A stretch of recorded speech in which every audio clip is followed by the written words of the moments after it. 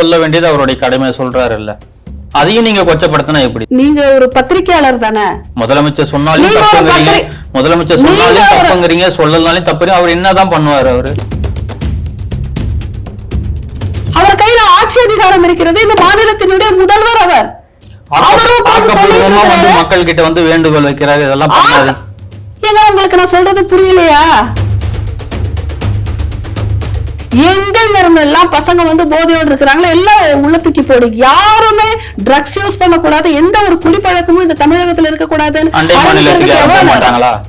அண்டை மாநிலத்தோட பிரச்சனையை அவர் இப்ப பேசல.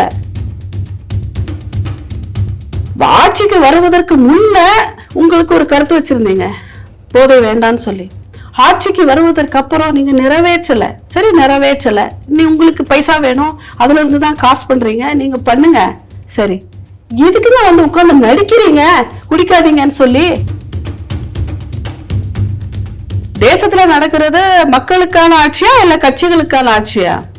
மக்களுக்கு என்ன பிரச்சனை இதுல? இந்த ஒரே நாடு ஒரே தேர்தல்ல பயன்பெற போறது யாரு? மக்கள். பார்லிமெண்ட்ல பாஸ் பண்ண முக்கால்வாசி பில் எல்லாமே அப்பத்துல இருந்தே பெண்டிங்ல இருந்த பில் தானே, புதுசா இப்ப கொண்டு வந்ததுங்கிற மாதிரி சொல்றதுக்கு எதுவுமே இல்லை. இது எல்லாமே கேட்டு கேட்டு கேட்டு நடக்காத ஒரு விஷயத்த மோடிஜி கவர்மெண்ட்ல வந்து ஒவ்வொன்றும் நடத்திட்டு இருக்கிறாங்க. இவர் எப்பவுமே பாரதிய ஜனதா கட்சி என்ன பண்ணுது, மத்தியில என்ன திட்டங்கள் கொண்டு வருவாங்க, அதற்கு எப்படி எல்லாம் ஒரு எதிர்ப்பு மனநிலையில கொண்டு போகலாம், ஒரே ஒரு நல்ல திட்டத்தையுமே கூட ஒழுங்கா எடுத்துட்டு போகிற அளவுக்கு வந்து எப்பொழுதுமே இவருக்கு விட்டதில்லை. அதிகாரம் வேணுங்கிறதுக்காக எந்த எக்ஸ்ட்ரீமுக்கும் போலாம் அப்படிங்கிற அந்த மென்டாலிட்டில இருந்து வெளியே கொண்டு வரணும். ஒன்னா நாமளா திருந்தணும், இல்லாட்டி அரசு தானே, நல்ல ஆட்சியாளர்கள் தானே திருந்து வைக்கணும்.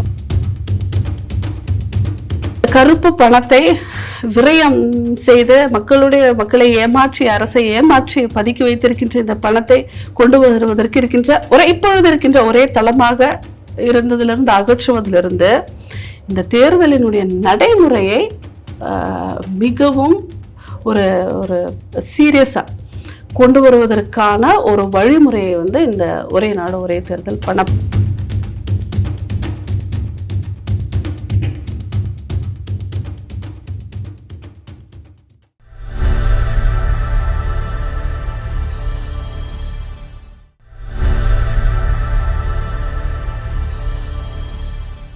தாமரை டிவி நேயர்களுக்கு வணக்கம். இன்றைய நேர்காணலில் நம்முடன் இணைந்திருக்கும் சிறப்பு விருந்தினர் தமிழக பாஜகவின் மாநில செயற்குழு உறுப்பினர் திருமதி சபிதா போஜன் அவர்கள்.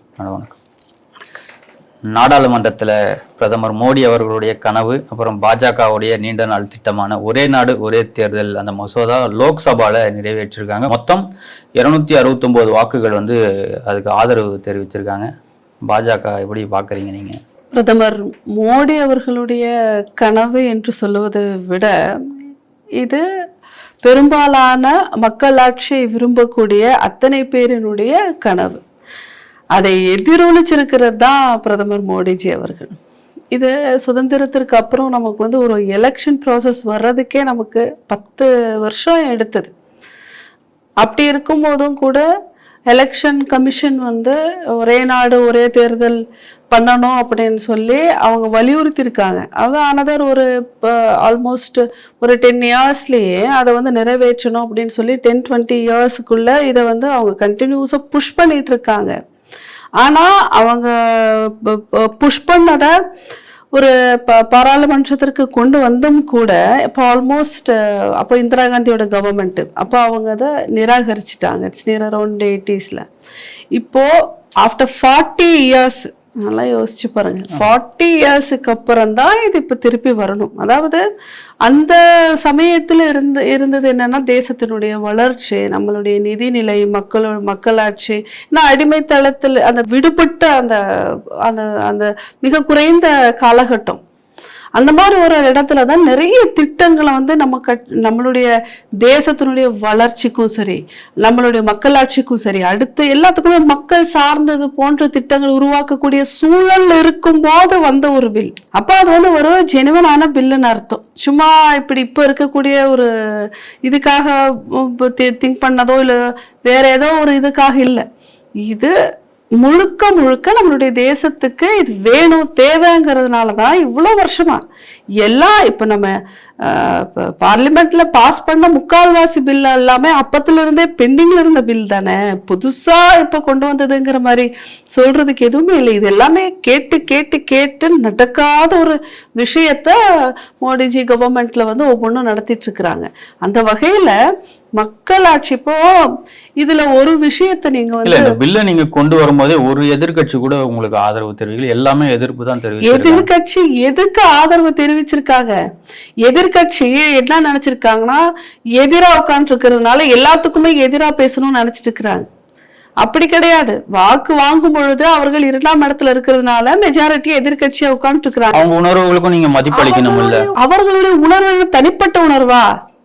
இது மக்களாட்சிக்கு இதுக்கும் உணர்வுக்கும் என்னங்க சம்பந்தம்?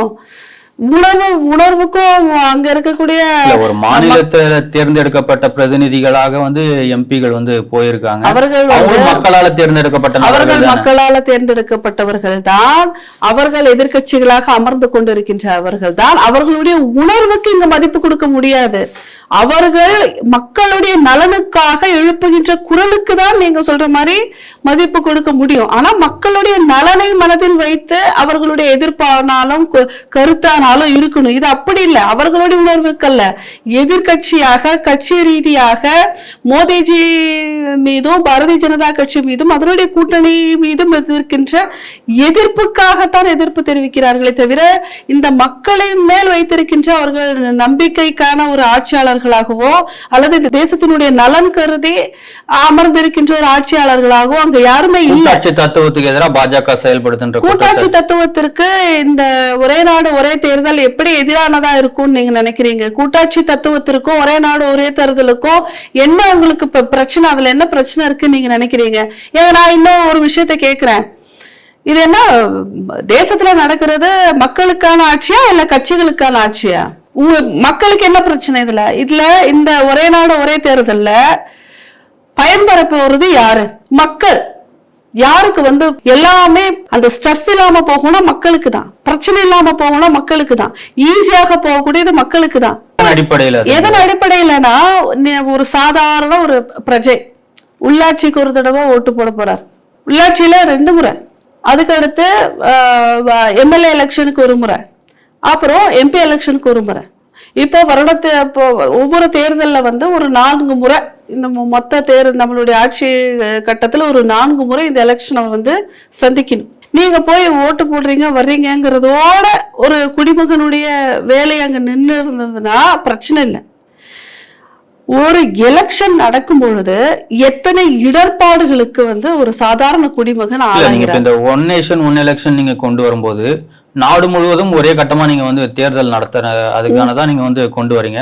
அதுக்கான கட்டமைப்பு இந்தியா கிட்ட இருக்கா? முதல்ல ஏன் இல்ல? கட்டமைப்பு இந்தியா கிட்ட இல்ல அப்படின்னு நீங்க எப்படி சொல்லலாம்? கட்டமைப்பை உருவாக்குற அளவுக்கு நம்ம தகுதியானதுக்கு அப்புறம் தான் ஒவ்வொன்றையும் நம்ம கொண்டு வர முடியும். கட்டமைப்பு உலக அளவு அரங்குல போட்டி போட்டுட்டு இருக்கிறோம். மக்கள் சக்தி எப்பொழுதுமே இருக்கு. ஒரே நாடு ஒரே தேர்தல் கொண்டு வந்ததுக்கு காரணமும் இதுதான். ஏன்னா ஒரு ஆப்ஷன்ஸ் இருக்கு, ஆப்பர்ச்சுனிட்டி இருக்குன்ற போது இந்த மாதிரி எல்லாம் நம்ம பண்ணிருக்கோம். இதுல இதேதான் நீங்க அது எங்க கட்சியா இருந்தாலும் யாரு கட்சியா இருந்தாலும் இந்த குவெஸ்டின் சரியான கேள்வி. அதற்கு பதிலளிக்கிறேன். ஒரே நாடு ஒரே தேர்தல் ஏன் வேணும்ன்றாங்கன்னா, இப்போ எலெக்ஷன் நடக்கும்போது இது என்னன்னா ஒரு திருவிழா. எலெக்ஷனுங்கிறது கடமையை அறிந்து ரொம்ப சீரியஸா பண்ணக்கூடிய ஒரு விஷயம். தேர்ந்தெடுக்கப்பட்ட ஒரு எம்எல்ஏவோட வேலை என்னங்க நீங்க சொல்லுங்க? ஒரு ஒரு ஒரு ஒரு ஒரு சட்டமன்ற தொகுதியில ஒரு எம்எல்ஏ தேர்ந்தெடுக்கப்படுகிறார். அவருடைய வேலை என்ன? இன்னொரு கேள்வி, இவ்வளவு வரலாற்று முக்கியத்துவம் வாய்ந்த ஒரு பில்லை பாஜக கொண்டு வரீங்க. இந்த நேரத்துல நாடாளுமன்றத்துல பிரதமர் அவர்கள் இருந்திருக்கணும். ஆனா அவர் அங்க இல்லவே இல்லையே. பிரதமர் அவர்கள் அரசு நிகழ்ச்சிக்காக ராஜஸ்தான் மாநிலத்திற்கு பயணித்திருக்கிறார். தேர்ந்தெடுக்கப்பட்ட அத்தனை உறுப்பினர்களும் எம்பிக்களும் நமது பிரதமர் அளவிற்கு தேர்ந்தவர்கள், அரசியல் அனுபவம் மிக்கவர்கள், அறிவு மிக்கவர்கள், மக்கள் நலனிலே அதீத நம்பிக்கை கொண்டவர்கள். பிரதமர் இருந்துதான் இதை வழிநடத்த வேண்டும் என்கின்ற அவசியம் பாரதிய ஜனதா கட்சியான ஆளும் கட்சிக்கு இல்லை. அவர் இல்லை என்றாலும் அவருடைய அதே போல எல்லா ஆளுமைகளும் இருக்கக்கூடிய அத்தனை தலைவர்களாலும் கூட இதை முன்னெடுக்கலாம். இன்னொன்று, பிரதமரும் ஒரு விஷயம் நடக்கிறதுக்கு இங்க இருக்கிற மாதிரி நீங்க உங்க திராவிட கட்சி மாதிரி எல்லாத்துலயுமே ஸ்டிக்கர் ஒட்டணும் அப்படின்ற பிரதமர் முதலமைச்சர் ஸ்டாலின் அழைப்பு விடுத்திருக்காரு, எல்லா எதிர்கட்சிகளும் ஒன்று சேரணும், இதை வந்து நம்ம தீவிரமா எதிர்க்கணும் அப்படின்றத ஒரு பதிவு. அவர் எதிர்க்கிறதுக்கு தாங்க எப்பவுமே முன்னாடி நிப்பாரு. அதாவது எதிர்க்குனாலும் சரி, ஏதாவது ஒண்ணு செய்யணும்னாலும் சரி, அவர் ஃபேஸ் இருக்கணும்னு. எங்க பிரதமர் அதை பத்தி எல்லாம் கவலைப்படல. அவருடைய அரசு நிகழ்ச்சிக்கு போயிட்டாரு. அதனால மத்தவங்க எல்லாமே அந்த வேலை நிக்க கூடாதுன்னு சொல்லி அது நடக்குது. இவர் அப்படி இல்லை. இப்ப ஏதாவது ஒரு விஷயத்தை எதிர்க்கணும்னா இவங்க அணிதிரண்டுருவாங்க. எப்பவாவது ஒரு தடவை ஒரு நல்ல விஷயத்திற்கு ஆதரவுக்காக அணிதிரண்டு இருக்கிறார்களா? அதே மாதிரி இங்க வந்து தமிழகத்துல வந்து எத்தனை பிரச்சனை ஓடிக்கிட்டு இருக்கு. இதோட எதிர்ப்பு யார் தெரிவிப்பா?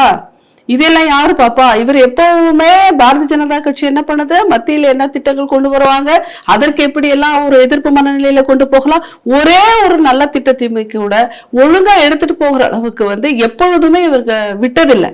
அதுல முதல் ஆளா நிற்கக்கூடியது இந்த திராவிட முன்னேற்ற கழகம் தான். குறிப்பா பாரதிய ஜனதா கடந்த காலங்கள்ல கருணாநிதி அவர்களே அவருடைய புத்தகத்திலையும் பதிவு பண்ணிருக்காரு, இந்த ஒரே நாடு ஒரே தேர்தலை வந்து கொண்டு வரணும்ன்ற மாதிரி எல்லாம் பதிவு பண்ணிருக்காரு. ஆமா, ஏன் அவருக்கு அது தெரியலன்னு தெரியல. கருணாநிதி கல்லறைக்கு போய் தினமுமே தயிரோட வைக்கிறவங்களுக்கு அவர் சொன்ன புக்கில் என்ன எழுதியிருக்கிறாருங்கிறத படிக்க தெரியலங்கிறது ஒரு பரிதாபகரமான ஒரு விஷயம். ஏன்னா அவர் சொல்லி எல்லாத்தையுமே அவர் சொன்னதுன்னு சொல்லிதான் இவங்க வந்து கலைஞர்ன்னு சொல்லி அவ்வளோ அவருக்காக மெனக்கிடுறாங்க. சரி, அப்போ அவர் சொன்னதுல இதை மட்டும் எதிர்க்கணும். கலைஞர் சொன்னது எல்லாமே பாரதிய ஜனதா கட்சி சொல்லாதுங்கிற நம்பிக்கையில பொத்தாம் பொதுவா எதிர்த்துட்டு போறாங்க. ஆனா பாரதிய ஜனதா கட்சி கலைஞர் சொல்லி இருக்கிறதையும் பாரதிய ஜனதா கட்சி சொன்னதையும் ஒரே மாதிரி இருந்தா அப்போ அந்த சமயத்துல அவர் சொன்னதை ஒத்துக்கணும் இல்லையா? அப்ப இவங்களோட மனநிலை வந்து இவர் என்ன சொன்னாருங்கிறத பத்தி எல்லாம் ஒண்ணும் கிடையாது, எதிர்க்கணும். அதற்கு அவரையே கடைசியில கலைஞரே ஒரு காரணமாக்கிட்டாங்க. அவரை கூட அவங்க கண்டுக்கிறது இல்லைன்னு அர்த்தம். அவருடைய கொள்கைகளையும் கண்டுக்கிறது இல்லை, அவருடைய விஷன்ஸையும் கண்டுக்கிறது இல்லை, எதுவுமே இல்லை. எதிர்க்கணும்னு முடிவு பண்ணியாச்சுன்னா எதிர்த்துக்கிட்டே இருக்காங்க. நான் பேச வரும்போது நீங்க வந்து என்ன பேச விடல. இந்த ஒரே நாடு ஒரே தேர்தலில் வந்து மக்களாட்சி நடக்கின்ற நமது தேசத்திற்கு இதனால என்ன பிரச்சனைன்னு கேட்கும்போது நான் என்ன சொன்னேன்னா, தேர்தலுங்கிறது சீரியஸான ஒரு விஷயமா இருக்கணும். எப்படி ஒரு எக்ஸாமுக்குள்ள போகும்போது நம்மளுடைய மைண்ட் செட் இருக்குமோ அந்த மாதிரி இருக்கணும். காப்பி அடிக்காம எப்படி நாம வந்து ஒரு எக்ஸாம் எழுதுறோமோ அப்பதான் அந்த எக்ஸாம்ல கூட காப்பி அடிக்கிறவனை வந்து டிஸ்குவாலிஃபை பண்றாங்க, எக்ஸாம் எழுத விடாம பண்றாங்க. ஆனா நீங்க இங்க தேர்தல்ல போட்டியிடாம நீங்க பண்ண விட மாட்டேங்கிறீங்களே, கண்டுக்கவே மாட்டேங்குது தேர்தல். இதுக்காக தான் இதை கொண்டு வரணுங்கிறது, அந்த சீரியஸ்னஸ் கிரியேட் பண்ணும். ஏன்னா தேர்ந்தெடுக்கும் பொழுதுதான் மொத்தமா அத்தனை பேரையுமே தேர்ந்தெடுக்கக்கூடிய ஒரு நாள், தேசம் முழுவதும் காஷ்மீர்ல இருந்து கன்னியாகுமரி வரைக்கும் அந்த ஒரு நாள் இந்த தேசத்தினுடைய ஆளுமையை தேர்ந்தெடுக்க போறோங்கிற ஒரு சீரியஸ்னஸ் வரணும். இப்ப இந்த ஒரு இடத்துல நடக்குதுன்னா வேற எல்லா இடத்துல இருந்தும் வந்து இது எப்படியாவது ஒரு ப்ரெஷர் கொடுத்து வேற மாதிரி மக்களை குழப்பி விட்டு கூட ஜெயிக்க வைப்பதற்கான வாய்ப்புகள் அதிகம் இருக்கு. அப்போ ஒவ்வொரு இடத்துல இப்படி மாறி மாறி நடக்கும்போது மொத்த ப்ரெஷர் அந்த மக்கள் மேல போகுது. நீங்க அட்வர்டைஸ்மெண்ட்ல இருந்து எவ்வளவு டிஸ்டர்பன்ஸ் பண்றோம், நீங்க நம்ம பேனர் வைக்கிறோம், அந்த டைம்ல எந்த ஒரு தேர்தல் வந்த உடனே அதனோட நடைமுறைகள் வந்துருது. கருப்பு பணத்தோட கிடங்கா நடக்குது. அத்தனை படமும் அன்னைக்குதான் ரிலீஸ் ஆகுது. கணக்கு காட்ட முடியாத பணத்தை சேர்ப்பதற்கு காரணமே தேர்தலாக மாறிவிடுகிறது. கருப்பு பணத்தை ஒழிக்கிறேன்னு சொல்லிட்டு எல்லாம் ஆட்சிக்கு வந்தீங்களே. நாங்க கருப்பு பணத்தை ஒழிக்கிறான்னு சொல்லி ஆட்சிக்கு வந்து அதை இம்ப்ளிமெண்ட் பண்ணி அதோட பயணிச்சிட்டு இருக்கும் போது அதற்கு இன்னும் இடையூறுகளா இருப்பது எல்லாத்தையுமே சரி பண்ணணுங்கிறது ஒண்ணுதான் இந்த ஒரே நாடு ஒரே தேர்தலும் கூட. ஏன்னா இவ்வளவு பண்ணி எல்லாத்தையுமே டிரான்சாக்சன்ல இருந்து எல்லாத்தையுமே ஸ்ட்ரீம்லைன் கொண்டு வந்தாலுமே கூட நீங்க பணத்தை பதுக்குறீங்க. அந்த பதுக்குறத திருப்பி எப்ப எதுலயுமே எடுக்க முடியாது. எப்ப எடுக்கிறீங்கன்னா எகெயின் உங்க ஆட்சிக்கு வர்றதுக்கு திருப்பி தேர்தலுக்கு எடுக்கிறீங்க. அந்த ஒரு வாய்ப்பும் கொடுக்காம இருந்துட்டா பதுக்க வேண்டிய அவசியமே இருக்காது இல்லையா? அப்ப அந்த ஜெனுவனிட்டிங்கிறது தேர்தல் அங்க இருந்து போயிடுது. அதிகாரம் வேணுங்கிறதுக்காக எந்த எக்ஸ்ட்ரீமுக்கும் போலாம் அப்படிங்கிற அந்த மென்டாலிட்டில இருந்து வெளியே கொண்டு வரணும். ஒன்னா நாமளா திருந்தணும், இல்லாட்டி அரசு தானே, நல்ல ஆட்சியாளர்கள் தானே திருந்து வைக்கணும். இது எங்களுக்கே தாங்க சிரமம். பாரதிய ஜனதா கட்சி இது கொண்டு வருதுன்னா இப்ப நாங்களும் எத்தனை மாநிலத்துல ஆட்சி நீங்க பாத்தீங்கன்னா நாங்களும் அதிக மாநிலங்கள் ஆண்டு கொண்டு இருக்கிறோம். பிரச்சனை யாருக்கு? எங்களுக்கு தான். ஆனா பாரதிய ஜனதா கட்சியில எங்களுடைய கொள்கைகளின் அடிப்படையில இந்த கட்சியானது மக்களுக்கான அரசாகத்தான் இருக்கும். அதே மாதிரி பாரத பிரதமரும் மக்களுக்கான பிரதமராக தான் இருப்பார். அவர் தன்னுடைய கட்சி அப்படிங்கறத மைண்ட்ல வச்சாருன்னா நிச்சயமா இதை கொண்டு வந்திருக்க மாட்டாரு. ஆனா தன்னுடைய கட்சியும் தாண்டி மக்களாட்சிங்கிறத மைண்ட்ல வைக்கிறாரு. இது ஒட்டுமொத்த தேசத்தினுடைய மக்களுடைய பிரச்சனை, அவர்களுடைய நலன், அவர்களுடைய பணம், அவர்களுடைய எண்ணம், அவர்கள் சீரியஸ்னஸோட இந்த ஓட்டு போடணும். இந்த மாதிரி பல அங்கங்களையும் வைத்துதான் இந்த மாதிரியான ஒரு திட்டத்தை கொண்டு வராங்க. அதை முதல்ல நீங்க புரிஞ்சுக்கணும். இது இந்த கவர்மெண்ட்டை கலைச்சிட்டா என்ன ஆயிடும், அந்த கவர்மெண்ட்டை கலைச்சிட்டா ஒரு தேர்தல் நீங்க நல்லா யோசிச்சு பாருங்க. ஒரு சாதாரண மனிதன் இந்த சரி நம்ம ஒரு வேட்பாளரை பாக்குறாரு, அவருக்கு ஒரு மனநிலைமை இருக்கும். நான் சொல்றது நடக்குதா இல்லையான்னு மட்டும் நீங்க பாருங்க. ஒரு சாதாரண மனிதர் ஒரு வேட்பாளரை தேர்ந்தெடுக்கும் போது தனக்கான ஒரு புரிதல் இருக்கும். நான் ஒரு கேள்வி உங்ககிட்ட கேட்டேன், ஒரு சட்டமன்ற உறுப்பினருடைய வேலை என்னன்னு சொல்லி. ஏன்னா அந்த சட்டமன்ற உறுப்பினருடைய வேலை என்னங்கிறத புரிஞ்சுக்கிட்டாதான் இந்த தேர்தலை எப்படி வாக்களிக்கணும்னு புரியும். இப்ப இருக்கக்கூடிய சட்டமன்ற உறுப்பினர்களுடைய வேலை என்ன தெரியுமா? உங்க வீட்டுல கல்யாணமா, காது குத்தா, விசேஷமா போகணும், உங்க ஊர் கோயில் திருவிழாவா, உங்களுக்கு டொனேஷன் கொடுக்கணும், வீட்டுக்கு வந்தவங்களுக்கு டீ காஃபி சாப்பாடு கொடுக்கணும். நீங்க ஒரு 4 வீட்டுக்கு போய் எங்களுக்கு ஜாதி இல்லை, மதம் இல்லை, ஏற்றம் இல்லை, தாழ்வு இல்லை, 4 வீட்டுக்கு போய் சாப்பிட்டு வரணும். அப்ப நீங்க சட்டமன்ற உறுப்பினர் ஆயிடலாம். தமிழகத்துல முழுக்க இதுதான் ஒரு சட்டமன்ற உறுப்பினருடைய நிலை. இப்படி இருக்க வேண்டிய ஒரு கட்டாயம். ஏன்னா சட்டமன்ற உறுப்பினர்கள் என்றாலே மக்களோடு பயணிப்பவர், அவர்கள் மக்களோடு பயணிப்பவர்களாக இருக்கணுங்கிறது உண்மைதான். ஆனா அவர்களுடைய கடமை என்னங்கிறதையும் மக்கள் மனதில் வைத்திருக்கணும். ஃபர்ஸ்ட் ஒரு சட்டமன்ற உறுப்பினர் இப்போ தமிழகத்துல நீங்க நம்மளுடைய தமிழகத்துல எல்லா மாவட்டங்களும் ஒரே மாதிரியான மாவட்டங்கள் கிடையாது. ஒரே மாவட்டத்திலேயே கூட எல்லா சட்டமன்றமுமே ஒரே மாதிரியான சட்டமன்றம் கிடையாது. ஒரு சட்டமன்றத்தை எதை வச்சு சட்டமன்றமா, வெறும் மக்கள் தொகையை வச்சு மட்டும் சட்டமன்றமா பிரிக்கிறது இல்ல, பல அங்கங்களை உள்ளடக்கிதான் ஒவ்வொரு சட்டமன்றமும் பிரிக்கப்படுகிறது. நீங்க பாத்தீங்கன்னா ஒவ்வொரு தடவையும் அதை அப்படியே ரீகன்ஸ்ட்ரக்ட் பண்ணிக்கிட்டே இருப்பாங்க. ஏன்னா அதுல நிறைய சேஞ்சஸ் இருந்துகிட்டே இருக்கும். அது ரிசர்வ்டு கான்ஸ்டிடுவன்சியா இல்லையாங்கிற மாதிரியான தேர்தல் ஆணையத்தினுடைய புரிதல் மாறிக்கிட்டே இருக்கும். அப்போ ஒவ்வொரு தொகுதியையும் மாற்றும் பொழுது பல அங்கங்களை உள்ளடக்கிதான் மாத்துறாங்க. இப்படி இருக்கும் பொழுது ஒரு சட்டமன்றத்துக்கு அப்ளை ஆகிற எல்லா விஷயமும் இன்னொரு சட்டமன்றத்துக்கு அப்ளை ஆகணும்னு அவசியம் இல்லை. ஏன் அங்க ஒரு சட்டமன்ற உறுப்பினர் வேணும்? இந்த தமிழகத்தினுடைய சட்டமன்றத்துக்கு ஏன் ஒரு சட்டமன்ற உறுப்பினர் வேணும்னா, அங்க இருக்கக்கூடிய பிரச்சனைகள், அங்க இருக்கக்கூடிய கம்யூனிட்டிஸ், அவங்களுடைய கலாச்சாரம், அந்த மக்களுடைய திங்கிங், அவங்க என்ன யோசிக்கிறாங்க, இது எல்லாத்தையும் வைத்து அங்க என்ன சேஞ்ச் வேணும், அதை எப்படி மாத்தணும், அதை எப்படி சரிப்படுத்தலாம், அங்க இருக்கக்கூடிய நிர்வாக சீர்கேடு என்ன, அங்க எப்படி இன்ஃப்ராஸ்ட்ரக்சர் எல்லாம் இன்னும் டெவலப் பண்ணோம், அந்த மக்களுக்கு வேணுங்கிற கல்வியறிவு என்ன, அவங்களுடைய புரிதல் என்ன. இப்ப எங்களை மாதிரி இருக்கிறவங்க எல்லாம் தமிழ் மொழி பேசாதவர்கள். எங்களுடைய சட்டமன்றத்துல பெரும்பாலான மக்களுக்கு தமிழ் மொழி பேசாத மக்கள். அப்ப எங்களுக்கு அந்த தமிழினுடைய புரிதல் எங்களுக்கு குறைவு. அப்ப அதை எப்படி கொடுக்கலாம்? அப்ப எஜுகேஷன்ல எங்களுக்கு என்ன, அப்ப எங்களுடைய கோரிக்கை என்ன, நாங்க என்ன கேட்கிறோம், எங்களுக்கு எழுத்து பூர்வமா எதுவுமே கிடையாது, எங்களுடைய லாங்குவேஜ்க்கு எழுத்து பூர்வமா கிடையாது. அப்ப நாங்க அது ஒரு எழுத்து கொண்டு வரணும். இந்த மாதிரி எல்லாம் நிறைய அதுக்குள்ள இருக்கும். ஒண்ணு ஃபுல்லா விவசாய பெல்ட்டா இருக்கும், இன்னொன்னு ஃபுல்லா சிட்டியா இருக்கும். ஒண்ணுக்கு இன்னொன்னு எப்பொழுதுமே ஒரு சட்டமன்றம், நீலகிரி எடுத்துக்கிட்டீங்கன்னா உதகை சட்டமன்றமானது மலைக்கு மேல இருக்கின்றது, கூடலூர் சட்டமன்றம் மலையினோட அடிவாரத்தில் இருக்கின்றது. சட்டமன்றமே வேறுபடுதுன்ற போது அந்த சட்டமன்ற உறுப்பினருடைய கடமை என்னன்னா, அவருடைய சட்டமன்றத்தில் இருக்கக்கூடிய இனம், மக்கள், அவர்களுடைய பழக்க வழக்கங்கள், அங்கே தேவைப்படுகின்ற முன்னேற்றங்கள், இதெல்லாத்தையும் ஒருங்கிணைத்து சட்டப்பேரவைக்கு எடுத்துட்டு என்ன சேஞ்ச் வேணுமோ அதை கொண்டு வரணும். எத்தனை சட்டமன்ற உறுப்பினர்கள் அவர்களுடைய சட்டமன்றத்தை பத்தி பேசுறாங்கிறது நீங்க சொல்லுங்க. எல்லாருமே பொதுவான கருத்தை தான் அங்க பேசிட்டு இருக்கிறாங்க.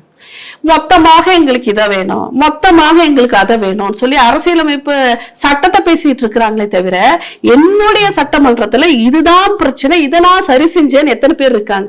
திட்டப்பணிகளுக்கு காசு வருதா, ஏதாவது திட்டப்பணி பண்ணோங்கிறது இல்ல, சட்ட திருத்தம் செய்த சட்டமன்ற உறுப்பினர்கள் எத்தனை? நீங்க கடைசியில ரொம்ப வேண்டாங்க 10-20 வருஷம் எடுத்துக்கங்க. இந்த திராவிட ஆட்சிகள் எல்லாம் மாறி மாறி ஆண்டுட்டு இருக்கு இல்லையா, இந்த சட்டமன்றத்துல இந்த சட்டமானது திருத்தக்கூடிய பவர் இருக்கிறது சட்டமன்ற உறுப்பினர்கிட்ட. ஒரு சட்டத்தை திருத்தம் பண்ணி கொண்டு வர்றது. கடந்த 70 வருஷமா ஒரு சட்டம் அப்படியே அப்ளிகபிளா ஆயிட்டு இருக்குன்னா அந்த இடத்துல முன்னேற்றமே இல்லைன்னு அர்த்தம்.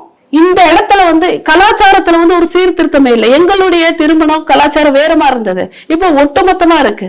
அதே மாதிரி ட்ரைபல்ஸ் உடைய திருமண கலாச்சாரம் வேற மாதிரி இருக்கு, இப்ப எல்லாத்துக்குமே ஒட்டுமொத்தமா இருக்கு. அப்ப இங்க இருந்து எந்த சட்டமன்ற உறுப்பினர் குரல் கொடுத்திருக்கிறாரு? அவங்களுக்கு வேணுங்கிறத அப்ளை பண்ணணும்னு யாரு தோணல, அது தோணவும் தோணாது. எந்த சட்டமன்ற உறுப்பினர் வந்து சட்ட திருத்தம் அவருடைய சட்டமன்றத்திற்கு தேவைப்பட்ட ஏதாவது ஒரு புதிய சட்டத்தை இணைத்திருக்கிறாரோ இல்ல இருந்த சட்டத்தை திருத்தி இருக்கிறாரோ அப்படின்ற மாதிரி ஏதாவது ஒரு நீங்க எவ்வளவு எக்ஸாம்பிள் உங்களால சொல்ல முடியும்? ரொம்ப ஃபியூ, அதுவும் கூட பல பேரோட இன்ஃப்ளூயன்சஸோட சிலருடைய ஜாதியானது திருத்தப்பட்டது, பெயரானது திருத்தப்பட்டது, அந்த இடமானது மாற்றி மற்ற சட்டமன்றத்தோடு இணைக்கப்பட்டதுன்றது இல்லாம ஒரு மெஜாரிட்டிய நலனுக்காக, அவர்களுடைய மொழிக்காக, அவர்களுடைய கலாச்சாரத்திற்காக, அவர்களுடைய வாழ்வியலுக்காக எந்தெந்த சட்டம் திருத்தப்பட்டிருக்குங்கிறது ஒண்ணுமே இல்லை. நீங்க நீலகிரி மாதிரியான மலைப்பகுதியில ஒரு செகண்ட் ஃப்ளோர் தேர்ட் ஃப்ளோர் அனுமதியே கிடையாது. அதுவும் கான்கிரீட் பில்டிங் கூட இட் இஸ் நாட் அட்வைசபிள். அங்க எல்லாமே மரத்தால் ஆன அல்லது மண்ணால் ஆன வீடுகள்ங்கிறது தான் அந்த காலத்திலிருந்து நேச்சரோட போயிட்டு இருந்தது ஒரு காலத்துல. ஆனா இப்ப பில்டிங் மேல காமன், நீங்க என்ன ஃப்ளோர்ஸ் மட்டும் ஏற்றக்கூடாது, அது எந்த மெட்டீரியல்ல பண்ணணும், எந்த சட்டமன்றம் யோசிச்சிருக்காங்க? அந்த மாதிரி ஒரு மலைப்பகுதியில் ஒரு கன்ஸ்ட்ரக்ஷன் போனோம்னா அது சிமெண்ட் கான்கிரீட்டின் போகாம மத்த அப்ராட் கண்ட்ரீஸ்ல எல்லாமே அந்த இயற்கைக்கு தகுந்த மாதிரி எப்படி கட்டுறாங்க. அங்க ஒவ்வொரு இடத்துலயும் ஒவ்வொரு மாதிரியான ரூல்ஸ் இருக்கு. ஆனா இங்க அப்படி இல்ல, பரவலா அதிகமான ரூல்ஸ் இருக்கு. ஒரு இடத்துல அதுல ரூல்ஸ்ல ஒரு சின்ன ஒரு கிளாஸ் ஒண்ணு மட்டுமா தான் ஆட் பண்ணுவாங்களே தவிர எந்த சட்டமன்ற உறுப்பினருக்கு அந்த தேர்ந்த அறிவு இருக்கு? குடிமக்களுக்கு எப்பொழுது சட்டமன்ற உறுப்பினரிடமிருந்து இது போன்ற விஷயங்களை எதிர்பார்க்கிறாங்க? மக்களும் கூட கூப்பிட்டா எங்க கல்யாணத்துக்கு வந்தாருங்க, எங்களுக்கு காது குத்துறதுக்கு வந்தாரு, எங்களுக்கு வந்து இதுக்கு வந்தாங்க, அவங்க வந்தாங்க. அவர் ரொம்ப மக்களோட இருக்கணும். நான் வேணும் எதுக்காக மக்களோட இருக்கணும்னா பிரச்சனைகளை தெரிந்து கொள்வதற்காக. ஏன் உறுப்பினரா சட்டசபைக்கு போறாங்கன்னா பிரச்சனைகளை சரி செய்வதற்காக. வெறும் மக்களோடு இருப்பதற்காக இருக்கிறவரை வந்து ஒரு கடமை ஆட்சியர் நம்ம சொல்லவே முடியாது. முதல்ல இதை நம்ம தெரிஞ்சுக்கணும். எப்ப நம்ம தெரிஞ்சுக்குவோம் தெரியுங்களா? தேர்தல்லாம் அப்படியே திருவிழா. நீங்க நேத்து வரைக்கும் நான் வந்து உங்களுக்கு தான் ஓட்டு போடுவேன், சரி ஏதோ நீங்க செய்வீங்க, அது இந்த கட்சி இது வரைக்கும் செய்யல, நான் ஏதாவது பண்ணலாம் இருக்கலாம்னு இருந்தா அன்னைக்கு என்ன பண்ணுவாங்கன்னா இங்க உணவு சமைக்கிறதும் அங்க என்னன்னா எல்லாமே இப்ப பரிமாறுவதும், நீங்க உங்களுக்கு ஒயின் ஷாப்பே அந்த ஊர்ல தான் கிடக்கும், அந்த அளவுக்கு பரிமாறுவதும், அது ஒரு திருவிழாவா கொண்டாடுவதும், பண பரிமாற்றம் நடக்கிறதும். எப்படி வரும் சீரியஸ்னஸ்? ஒரு தேசத்துல நமக்கு வேணுங்கிற ஒருத்தரை தேர்ந்தெடுக்கிறோங்கிற சீரியஸ்னஸ் எப்படி வரும்? சட்டமன்றத்துல ஒருத்தர் தேர்ந்தெடுக்கிறோங்கிற சீரியஸ்னஸ் எப்படி வரும்? ஒண்ணுமே இல்லாம இருக்கும்போதுதான் மனிதன் யோசிப்பா, நமக்கு என்ன நடந்திருக்கு, பணிகள் என்ன நடந்திருக்கு, நம்ம என்ன கேட்டோம், இது என்ன செஞ்சாங்க, என்ன செய்யல. அதன் அடிப்படையில தேர்தல் போகணும். அந்த சீரியஸ்னஸ் வரணும்னா இங்க எல்லாருமே பிஸியா இருக்கணும், எல்லாருமே பிஸியா இருக்கணும். அந்தந்த இடத்துல அவங்க வந்து வாக்குகள் வாங்குவதற்கு சீரியஸோடு இருக்கணும். இப்ப நீங்க அப்படி எடுத்துக்கிட்டீங்கன்னா எந்த ஒரு எம்பி தொகுதிக்கு ஒரு எம்எல்ஏ போய் வேலை செய்யக்கூட முடியாது, போய் தன்னோட எம்பிக்காக கூட ஓட்டு கேட்க முடியாது. அவரே ஒண்ணுமே ஐடியலா தான் இருக்க முடியும், ஒண்ணுமே பண்ண முடியாது. ஏன்னா அந்த அளவுக்கு அந்த இடம் சீரியஸா மாறிடும். ஒரே நாடு ஒரே தேர்தல் வந்துச்சுன்னா அந்த இடத்துல யோசிப்பான். அந்த சீரியஸ்னஸோட தேர்தல் நடக்கும் போது அப்போ ஒரு சாதாரண குடிமகன் யோசிப்பான், நமக்கு யார் தேவை, இது வரைக்கும் என்ன நடந்தது, என்ன நடக்கலங்கிறத அப்பதான் யோசிக்க முடியும். திருவிழாவா இருந்தா யோசிக்க முடியாது.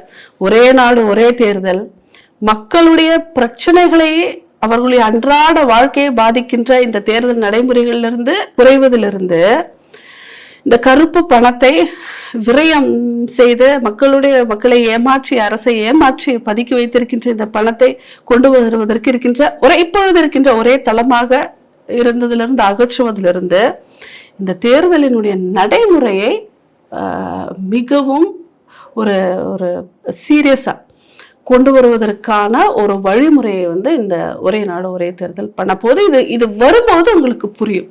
ஆனா எப்பவும் சொல்றோம், பாரதிய ஜனதா கட்சி நாங்க ஆண்டுகிட்டு இருக்கோமே அப்படிங்கிறதுக்காக மட்டும், கட்சிக்காக மட்டும் மக்களுடைய நலனை காம்ப்ரமைஸ் பண்ணிடுவாங்க, ஒரு நல்ல ஒரு மசோதாவை வந்து கொஸ்டின் பண்ணுவாங்கன்னு நீங்க நினைக்க வேண்டாம். மோடிஜியும் சரி, பாரதிய ஜனதா கட்சியும் சரி, மக்களுடைய நலன் வந்துருச்சுன்னா தன்னலம் கருதாது. ஏன்னா அவர்களை மக்கள் தேர்ந்தெடுத்து ஆட்சியில் அமர வைத்திருக்கிறார்கள்.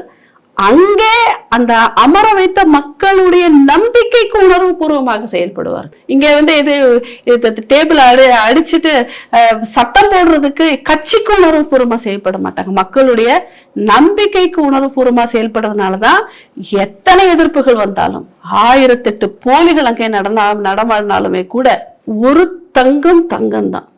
அதே மாதிரிதான் அங்க எத்தனை தவளைகள் சத்தம் எழுப்பினாலுமே கூட இங்கே நடக்கக்கூடிய ஒரு தலைவனுடைய முடிவுதான். கள்ளக்குறிச்சி அந்த கள்ளச்சாராயம் தொடர்பாக சென்னை உயர்நீதிமன்றம் சிபிசிஐடி கிட்ட இருந்த வழக்கை சிபிஐக்கு மாற்றி உத்தரவிட்டிருக்காங்க. அந்த வழக்கை வந்து சிபிஐ விசாரிக்க கூடாது அப்படின்னு சொல்லிட்டு இன்னைக்கு நம்ம தமிழக அரசாங்கம் உச்ச நீதிமன்றத்தில் ஒரு மேல்முறையீட்டு மனு வந்து தாக்கல் செய்திருந்தாங்க. உச்ச நீதிமன்றமும் அதை தள்ளுபடி செஞ்சிருக்காங்க. சிபிஐ விசாரிக்கத்துல உங்களுக்கு என்ன பிரச்சனை அப்படின்ற ஒரு கேள்வியையும் உச்ச நீதிமன்றமானது எழுப்பியிருக்காங்க. தமிழக அரசுக்கு வந்து இப்ப என்ன பிரச்சனை? இப்போ ஏன் கள்ள விஷச்சாராயத்தில் இத்தனை பேர் இறந்தாங்கன்ற போது தன்னுடைய பிரச்சனை, இவர்களுடைய பிரச்சனை, நிர்வாகம் வந்து இந்த அளவிற்கு சீரழிந்து போயிருக்கிறது என்பதை ஒத்துக்கொள்ளணும். இவங்க அதை ஒத்துக்கொள்ளாம பக்கத்துல இருக்கிற கேரளா மேலயும் அங்க இருக்கிற ஆந்திரா மேலயும் பழிய போட்டாங்க. இங்க இருந்து அது வந்தாங்க, அவங்க இங்க வந்தாங்க, இது வந்தாங்கன்னு தேவையில்லாம எல்லா ஸ்டேட்டையும் இழுத்து விட்டு இவர்கள் தப்பித்துக் கொள்வதற்காக காரணத்தை சொல்லிக்கிட்டு இருந்தாங்க. அது உங்களுக்கு தெரிஞ்சிருக்கும். மெட்டீரியல் எல்லாத்தையும் பத்தி, அதோட டிரான்ஸ்போர்டேஷன்ஸ் பத்தி எல்லாமே அந்த கேஸ்ல நீங்க பார்த்திருப்பீங்க. இந்த மாதிரியான குழப்பங்கள் எல்லாம் பண்ணிட்டு அப்புறம் காமனா இருக்கிற சிபிஐ விசாரிக்காம யார் விசாரிப்பா? அது உங்களுக்கு கொஞ்சமாவது அப்பா அவங்க யோசிச்சுருக்கணும். ஒண்ணு. இன்னொன்னு, உங்ககிட்ட பிரச்சனை இல்லை, அப்புறம் யார் விசாரிச்சா தமிழக அரசுக்கு என்ன? நான் கேட்கிறேன். நீங்க வந்து அது கள்ளசாராயம் காய்ச்ச சொல்லல, நீங்க போதைக்கு எதிரானவர்கள். எனக்கு சிரிப்பு தான் வருது. என்னன்னா, இப்ப சமீபத்துல வந்து எல்லா தொலைக்காட்சிகள்லயும் விளம்பரத்தை பாக்குறோம். அதாவது நீங்கள் வந்து யாருமே போதைக்கு எப்படிங்க முடியுது? முதலமைச்சர் சொல்றாரு, சொல்ல வேண்டியது அவருடைய கடமை, சொல்றாரு இல்ல, அதையும் நீங்க கொச்சப்படுத்தினா எப்படி? நீங்க ஒரு பத்திரிகையாளர் தானே. முதலமைச்சர் சொன்னாலும் தப்புங்கிறீங்க, சொல்லலாலும் தப்பு. அவர் என்னதான் பண்ணுவாரு? அவரு நான் சொல்லலாம், நீங்க சொல்லலாம், அவர் செய்யணும். சொல்ற நிலைமையில இருக்கிற மனுஷனா, சாதாரண மனுஷனா? அவருக்கு இன்னும் அவருக்கு முதலமைச்சர்ங்கிற ஞாபகம் இல்லையா அவருக்கு? நீங்களும் அதையே திருப்பி சொல்றீங்க. எதுவோ நீங்க சொல்லலாங்க, நீங்க சொல்லலாம். ஏன்னா உங்களால சொல்லத்தான் முடியும். நானும் சொல்லலாம், ஏன்னா என்னாலும் சொல்லத்தான் முடியும். ஆனா அவரால் செய்ய முடியும். போதையை முற்றிலுமாக ஒழிக்க முடியும். அவர் கையில ஆட்சி அதிகாரம் இருக்கிறது. இந்த மாநிலத்தினுடைய முதல்வர் அவர். மக்கள் கிட்ட வந்து வேண்டுகோள் வைக்கிறாரு. இதெல்லாம் ஏங்க உங்களுக்கு நான் சொல்றது புரியலையா? அவர் முதலமைச்சர், அதிகாரம் அவர் கையில இருக்கு. போதையை ஒழிக்கணும்னா அவர் கையில இருக்கு சட்டம், ஆட்சி. போதையை ஒழிக்கணும்னா நாளைக்கு அத்தனை மதுக்கடைகளையும் மூடுங்கள். எங்க இருந்தெல்லாம் பசங்க வந்து போதையோடு இருக்கிறாங்களோ எல்லாம் உள்ள தூக்கி போடு. யாருமே ட்ரக்ஸ் யூஸ் பண்ண கூடாது, எந்த ஒரு குடிப்பழக்கமும் இந்த தமிழகத்துல இருக்க கூடாதுன்னு. அண்டை மாநிலத்தோட பிரச்சனையை அவர் இப்ப பேசல. அவர் தமிழ்ல நம்ம மாநிலத்துல இருக்கிறவங்க கிட்டதான் சொல்லிட்டு இருக்கிறாங்க. இன்னொன்னு, அண்டை மாநிலத்துக்கு போனா அந்த முதலமைச்சர் பாத்துக்கிட்டோம். இவர் இந்த மாநிலத்துக்கு தானே முதலமைச்சர். அது அவங்க அண்டை மாநிலத்துக்கு போயிடுவாங்கிறதுனால வந்து நீங்க இங்க அதை கொடுப்பீங்களா? ஆனா இப்ப எல்லாருமே அண்டை மாநிலத்துக்கு தான் எல்லா விஷயத்துக்காக போயிட்டு இருக்காங்க. எல்லாத்தையும் கூப்பிட்டு வந்து இங்க அவங்களுடைய எல்லா தேவையும் நீங்க நிறைவேற்றுங்கப்போ. இதெல்லாம் ஒரு கேள்வியா? நான் என்ன கேட்கிறேன்னா, நீங்க சொல்லலாம், நான் சொல்லலாம், முதலமைச்சர் செய்யணும். செய்யக்கூடியவரே அவர் இன்னும் எதிர்கட்சியில இருக்கிறாங்கிற நினப்புல இருக்கிறாரா? எதிர்கட்சியில இருக்கும் பொழுதுதான் கருப்பு கொடியை பிடிச்சு தன்னுடைய துணைவியாரோடவும் தெருவுல வந்து போதையை ஒழிப்போம்னாரு. அவருடைய தங்கை என்ன சொன்னாங்க? இப்போ விதவைகள் நிறைந்த மாநிலமாக தமிழகம் மாறிக்கொண்டு வருகின்றது, போதையை நாங்கள் முற்றிலுமாக ஒழிப்போம்னு சொன்னாங்க. கொஞ்சமாவது ஒரு நன்றி வேண்டாமா? இதையே யாரோ ஒரு 4 பேர் நம்பினாலும் அந்த 4 பேருக்கு நன்றி விசுவாசம் வேண்டாமா அவங்களுக்கு? அப்படியே அப்படியே வேற லெவல்ல இங்க வந்து போயிட்டு இருக்கு எல்லாமே. மது மட்டும் இல்ல, எல்லா போதைப் பொருட்களும் தினம் நீங்க நியூஸ்ல பாக்குறீங்க. எவ்வளவு இஷ்யூஸ் இருக்கு, எப்படி எல்லாம் இங்க வந்து வருது. ஏன்னா நம்ம வந்து ஒரு ஒரு கடல் சார்ந்த இடத்துல இருக்கிற புவியியல் அமைப்பு. நம்மளுடைய போதாக்குறைக்கு பக்கத்துல கேரளா கவர்மெண்ட் கூட இன்னும் என்னென்ன பிரச்சனை எல்லாம் இன்னும் வந்து சேர வேண்டியது இருக்குல்ல. இவங்க 2 பேருமே நல்ல ஒண்ணுக்கு 2 எதிர்கட்சிகள் ஆளுகின்ற மாநிலம். பக்கத்துல கர்நாடகா, ரெண்டுமே எல்லாமே எதிர்கட்சிகள் ஆளுகின்ற மாநிலம். அத்தனை பேருமே மத்திய அரசுக்கு ஆப்போசிட்ங்கிற பேர்ல என்னென்ன பண்ணுவாங்க நமக்கு தெரியாது. இந்த ஒரு நிலைமையில நாம இருந்துட்டு இருக்கிறோம். ஒரு சீரியஸ்னஸ் இல்லாம நாம இருந்துட்டு இருக்கிறோம். இந்த போதை கண்மூடித்தனமா இப்போ போயிட்டு இருக்கு. தினம் ஒவ்வொரு நியூஸ் இந்த மதுவால போதை பழக்கத்தால இளைஞர்கள் சீரழிஞ்சு போறத நம்ம கண்ணு முன்னாடியே பார்த்துட்டு இருக்கிறோம்.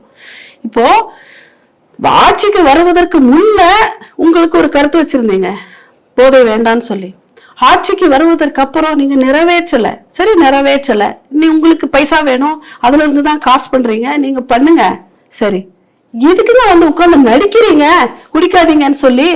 நீங்க சாராய கடையை க்ளோஸ் பண்ணல, அதையும் க்ளோஸ் பிள்ளையும் கிள்ளி விட்டுட்டு தொட்டிலையும் ஆட்டி விடுவாங்கன்னு சொல்லுவாங்க இல்லையா, அந்த மாதிரிதான் பண்ணிட்டு இருக்கிறாரு.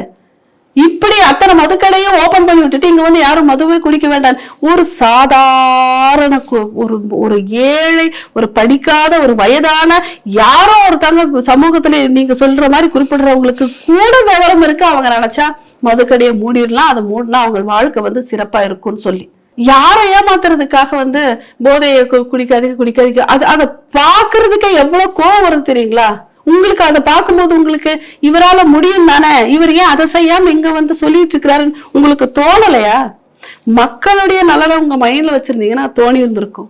நீங்க வெறும் விளம்பரத்துக்காக பாத்தீங்கன்னா அது உங்களுக்கு தோணி இருக்காது. கேரளா மாநிலத்திலிருந்து அந்த மருத்துவ கழிவுகள்லாம் அந்த தென்காசி போன்ற மாவட்டங்கள் கொட்டுறதா சொல்லிட்டு இன்னைக்கு பாஜக மாநில தலைவர் அண்ணாமலை அவர்கள் கூட தனது ட்விட்டர் பக்கத்துல போட்டிருக்காரு. ஜனவரி 1ஆம் தேதிக்குள்ள இதெல்லாம் நிறுத்தலைனாக்க நானே இங்க இருக்கிற குப்பையெல்லாம் எடுத்துட்டு போய் நான் கேரளால கொட்டுவேன் அப்படின்ற மாதிரி அவர் ஒரு ட்வீட் போட்டிருக்காரு.